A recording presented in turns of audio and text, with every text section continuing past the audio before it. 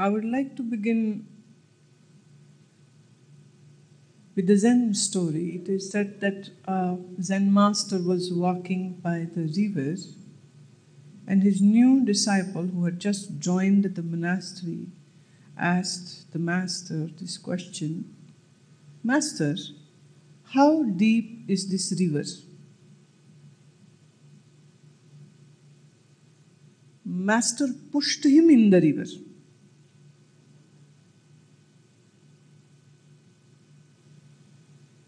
That's the best answer, I think so. And all dumbhead disciples do need this kind of treatment, because only this can wake you up. Nothing else will work.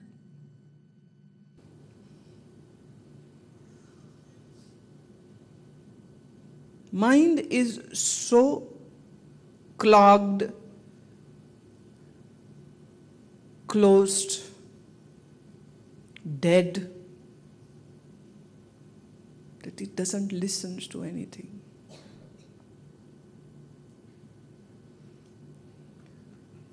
Masters have come and gone from this earth, but no one can successfully have woken the people from their sleep.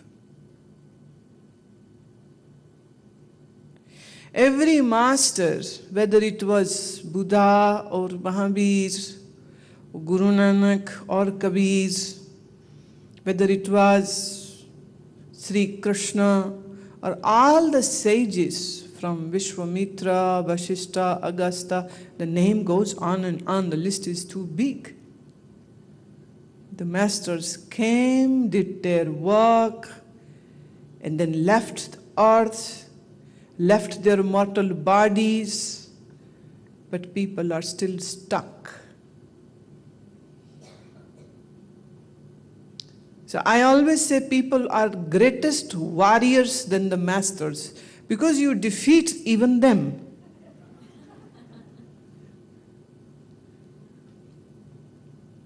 You take a vow, you say it so to yourself, you say it to your master, that you will now behave and take charge of your life and not falter and not do stupid things, but that is a big, thick lie.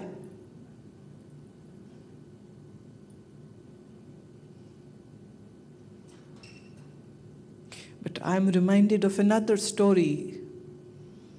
A guru and a shishya were sitting by the riverside, enjoying the morning breeze, enjoying the flow of the water, and both of them were meditating with open eyes. And yes, it is possible to meditate with open eyes, because if you know how to meditate, then you can do it even when you are eating or drinking or sleeping or shitting.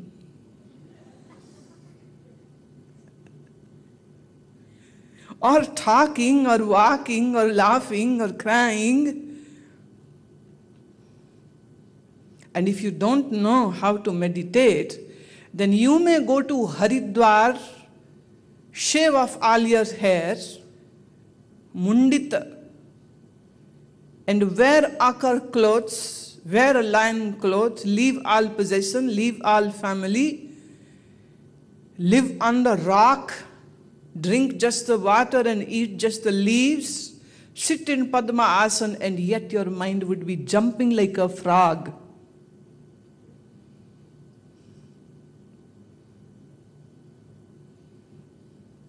If you know how to meditate, then you can meditate living amidst your family, the crowd, the bazaar, the malls, the Disneyland.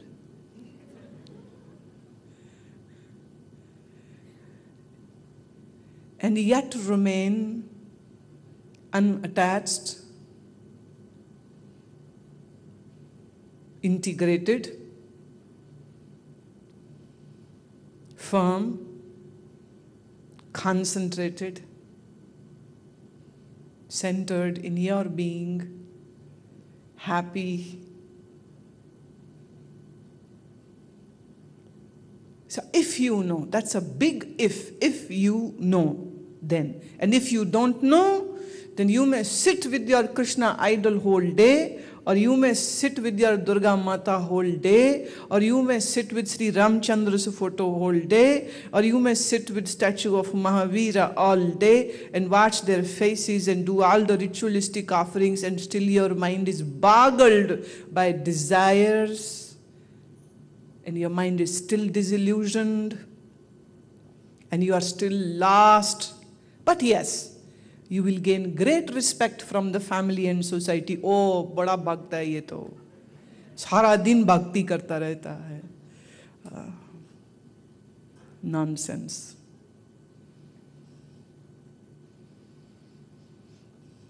I am reminded of another story, but first let me finish my second story. That is that the master and the disciple were sitting by the riverside and meditating with the open eyes, and the master saw that a scorpion had fallen in the river and was now flowing and was trying desperately to come out, but he couldn't come out. And master, with his great compassionate heart, ran towards the scorpion, picked him up, and kept him on his hands so that he can land him on the dry earth. But before he could do so, the scorpion bit him hard, and his hand shook very much because it was painful, and the scorpion went back in the river.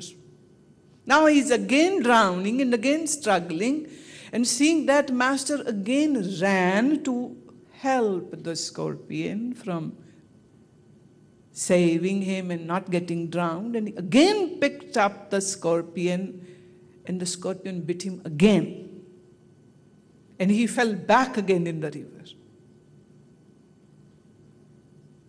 And when it was third time that the guru started to run towards the drowning scorpion, the disciple had to yell at his master. He said, "Guruji, stop it. You are trying to save this stupid fellow and he is biting you every time. Why are you hell-bent to save this? Let him die. He has bitten you twice. And let me take care of this wound." Guru said, "You just shut up and let me do my work." He picked that scorpion third time. The scorpion bit him third time, but this time before he could do some hurting, Guru threw him on the land. He's saved now. But he did bite him. And then Guru turned to his disciple and he said, "Well, he's just an insect, an animal, who doesn't has brain, who doesn't has developed prefrontal lobe. I am a man, and I am an enlightened man. If the Scorpio cannot leave his habit of biting, how can I leave my habit of saving? I have to do that. If a Scorpio doesn't leave his temperament to hurt, he doesn't know that he's biting whom. He's actually trying to save himself from me. He doesn't understand that I wish to help him. If he can't change his nature, how can I change my nature?" And every time when I narrate this story, I just wish to make you people understand this is the compassion of the masters, that they keep on working with some of you who are venomous like a scorpion. I'm sorry to say that, but that's the truth. A mind which is untrained, a mind which is not meditating, a mind which is restless is more dangerous than a scorpion.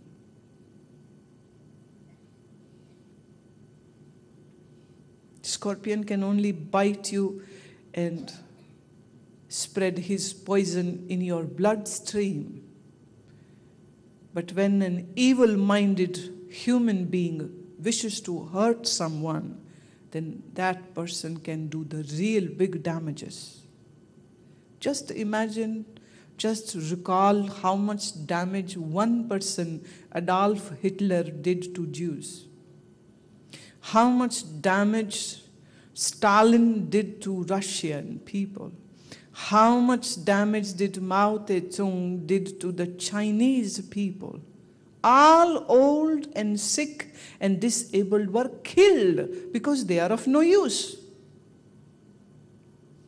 And they need useful people to work in their farms and their factories.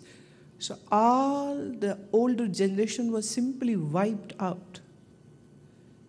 This is work of one person. No Scorpio can kill 6 million people in one go. And that is what a human mind can do. 3.5 lakh people died when US bombers threw the atomic bomb on Hiroshima and Nagasaki. It was work of just one human being. So humans are actually more dangerous than any snake, any scorpion, any poisonous spider, any rattlesnake. Human beings are more dangerous. One of my friend, a Swami, a sannyasi, he, along with his guru, lived in a cremation ground for more than 20 years. He's from Bengal, and his guru was a yogi, a hatha yogi, and he would live in a cremation ground for just one simple reason, because that is the only place where he can do his meditation undisturbed, because no one likes to take a walk in a funeral ground.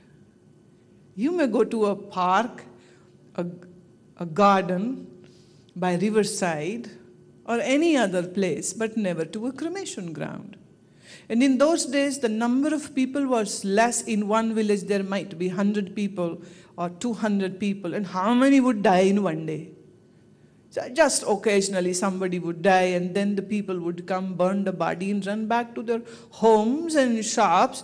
How long would anyone cry for someone who has died? Because who has died, the chapter is closed. No, forget that person. Go back to important work. Isn't it what you do? Right? And that's the same treatment which you would get one day. Same, exactly same. Time is money. They can't lose money. Thus they cannot lose time. On something as silly as that someone has died. Okay, I'm sorry. Your near dear one has died. Okay, what about the weather? Where to go for party? That would be the next topic to talk.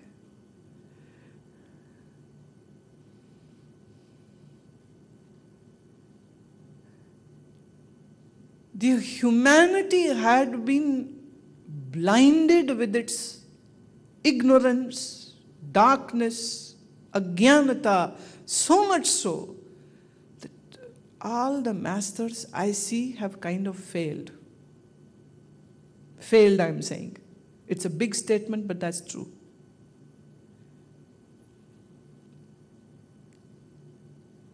To wake human mind, to put the mind on the track of spiritual practice is as difficult as it would be for a camel to pass through the hole of a needle. That is what Jesus said to one of a very rich person. The richest person of the village came to Jesus and he said, I too want to enter to God's home. What should I do that I get admittance? Jesus looked at him. He could recognize he's the richest person of the village. Jesus said, yes, you can do something. And that something is give away all your wealth to poor and needy people. Do it today. And I assure you, you will get admittance in God's home. He was surprised, he was dazed, he was shocked. The rich man just retracted, went back 2 steps and 3 steps and 4 steps, and soon he was lost in that huge crowd. It is said Jesus laughed and said to John at that time that a camel can pass from the hole of a needle, but an egoistic rich man will never get admittance in God's home. It's a very unusual statement. सुई की नोक में से ऊंट तो गुजर सकता है, लेकिन एक अभिमानी आदमी ईश्वर के घर में कभी प्रवेश नहीं पा सकेगा. I know it's day 1 and I should be talking nice things to all of you, appreciating your effort coming here. I should be maybe thanking you for coming here, but I am a little weird person and I will not be doing this.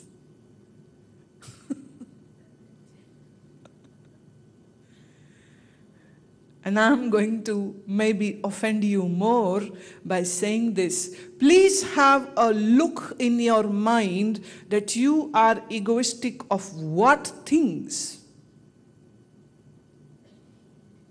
You are proud of what achievements of yours. Otherwise, the story of Jesus is nonsensical. How would it benefit you by listening to this story? And I'm not a storyteller and you are not children to whom I should narrate stories. I'm using the story of Jesus to help you to look in your own mind how much ego you have. Because Jesus is saying that an egoistic person will never get admittance to God's home. So, if you have some kind of ego, then it should be now clear for you that things are not very good for you. Sometimes we don't take notice of our own mind. Hence, we don't know what clutter we are carrying in.